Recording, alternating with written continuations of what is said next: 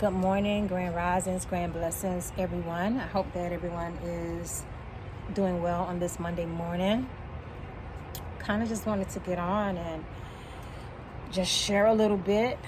I just finished doing a 20-minute workout. I actually stuck to it, and like whatever I could get done in 20 minutes, that's the only thing that I did. So I didn't want to really overwork myself. Excuse me, pollen, y'all. I didn't really want to overwork myself. This morning I did a lot of walking on Saturday. So just kind of wanted to be kind to myself this morning. But I really wanted to get on and, just kind of share. My birthday's coming up and being very philosophical. And one of the things that I realized, I think that I am more of a woman than I've ever thought in my life. Just in my thoughts, in my emotions. Sorry, y'all. In my conversations with myself and with people. Still need to grow in some things. But I definitely see the results of the work that I've been putting in since 2019, whether that's through therapy, self-development, this path that I'm on, and I'm happy about it. I am glad that I am seeing the results. I'm glad that I took the stance to come off of the broad way, the road or the path that everybody that was mostly around me that they were on. And I'm not saying that there's anything wrong with it, but in 2019, when I just really started to look at my life as a woman and my emotional makeup, I just made up in my mind that that's not what I wanted to continue to create, and I needed to create something different. I needed to create a way of thinking that would not entrap me, that would not keep me in emotional bondage, that would not keep me in certain traditions that no longer serve me. And so I'm happy. Like I'm happy that I am this little fireball that when she sees that the work that she's putting in is not producing, that she's able to say, this is not the way to the kingdom. And I no longer, well, let me say this. I try to no longer have this mindset of letting people go. On this path and this journey that I've been on since I acknowledged it in 2019, because I do think that there were different points in my life that God was trying to get me on this path, and I just kept reneging. I kept forfeiting. I kept rejecting it because it was not familiar. But in 2019, I just made a decision that I'm just going to see what this is about and, just do it. But just kind of really just being in this place where I no longer have to have that conversation, let people go, they're not a part of your destiny and they're not a part of. I try not to live there anymore. I really do. I try to just understand that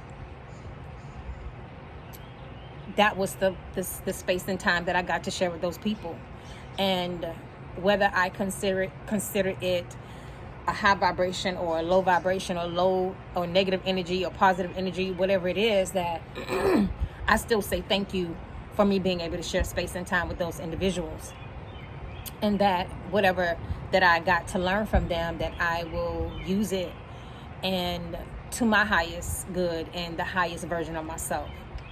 And so that is like one of the blessings, like when I am looking at myself, getting ready, my birthday coming up, and I'm just happy that I don't have to live in that state of mind no more. Like, I don't have to try to convince myself. I don't have to like have these unnecessary soliloquies and you know, justify like why, you know, these people or person or this person doesn't need to be there. And I think that when you really start to own yourself, when you really start to own your womanness, that you really just grow to this space of that it's not even necessary to have those type of conversations. You know, I realized that I had to say those things, one, out of tradition, and that's what's taught, and that's how I was socialized. But that other part of me, that why I had to have those conversations, because I wasn't clear about who I was, and having to even deal with my relationships in therapy, and more particularly in regards to women, and just having to say, Alexis, you know, become clear about you, and don't worry about what other people are doing, because the more that you become clear about who you are, the less energy that you focus on things that keeps you imbalanced, that keeps you not focused, that keeps you redirecting your energy and your thoughts and behaviors that is not a healthy result, because we're always producing, we're always creating, we're always you know, doing things, and whether that is a low vibration or high vibration or whatever it is that you want to call it, good, bad, evil, whatever, we're always producing. And I had to look at myself and say, what do you want to produce? Do you want to keep producing these negative emotions and thoughts and PTSD and all of this stuff, or do you want to produce and create harmony and mercy and grace and kindness towards yourself? I was doing a group therapy experiment, and the person who was leading the group therapy community, you know, asked me this question about kindness and where it has evolved for me. And I said, because I have been doing it, practicing, let me say that, since 2019, this kindness towards myself, it's not even something that I have to like consciously say, oh, okay, I need to be kind, because I breathe it, and I chose to practice it and make it a part of my life. It moves in a more natural space for me. And when you start to understand this kindness that I am speaking of, you understand why producing higher vibration and a higher version of yourself is so important. You know, we don't do it, well, let me be specific. I don't do it because of other people. I do it because I'm conscious about what I want to produce within myself. I'm conscious about what I want to hold in my body. And that's not to say, I've said it before, that's not to say that you don't get mad. That's not to say that you don't get angry. That's not to say that you don't have the right to feel justified and all of these things. What I'm saying is that I'm just choosing not to live there. I'm being very conscious about living there. And when I do find myself in certain challenges, I stop and say, okay, why is this still here? What is this really about? What aren't you clear about within yourself? I talk to myself, you know, what do you think it's about, Alexis? And so, because I really do want to be conscious and aware about the things that I carry in my body. And I know this particular conversation could be very, you know, esoteric for some people, but when you really start to understand, the cancer that I had in my body and where I believe it stemmed from, you start to be very aware of what type of emotions you want to carry.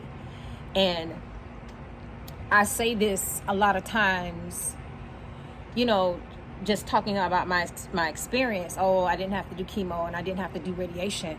But I need y'all to understand that that's not a normal thing. That's not normal. For people to say, yeah, I had cancer, but I didn't do chemo or radiation. And so with that gift that was given to me, I really had to make up in my mind about how I wanted my post-care to be. And I had to be very conscious about what I wanted it to look like. And so that's why meditation works for me. That's why listening to frequencies work for me. That's why, this path that I'm on and being very aware of kindness towards my body, kindness towards my thoughts, creating harmony and mercy and grace towards myself. It's important to me. And I had to make up in my mind with people that probably wouldn't understand this, what was more apropos for me, because they weren't the ones with the cancer in their body. They weren't the ones going to the doctor 3 and 4 times a week. They weren't the ones having to make a decision about, should I do a lumpectomy or do a mastectomy. And so my post-care is extremely, extremely important to me. And so with me getting a year older, I'm just in this place where I have to do what is healthy for me. And that may look different to people. And the people that has been a part of my life in my private time, I honor God and say thank you for them. Thank you for allowing me to share space and time with them. Thank you for allowing me to have the experiences that I had with them, because I used to be a believer in throwing the baby out with the bathwater, but I try not to live in that space anymore either.